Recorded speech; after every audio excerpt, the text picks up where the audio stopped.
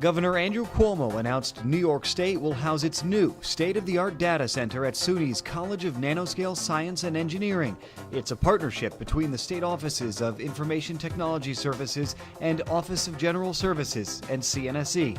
This unique agreement will optimize the state's IT operations and services, making them far more efficient and reliable while saving taxpayers significant money. This is a one-of-a-kind data center for the state.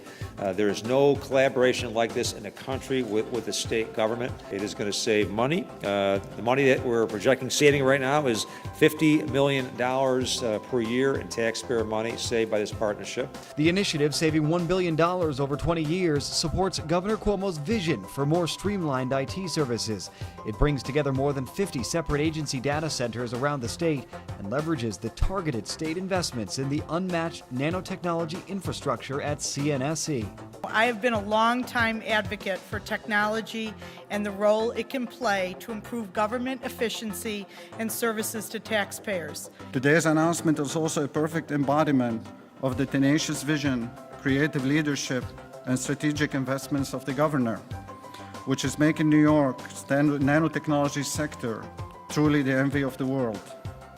From education to research and development to commercialization and manufacturing, the Andrew Cuomo nanotechnology-driven economic paradigm has made New York the place to be in the business of nano.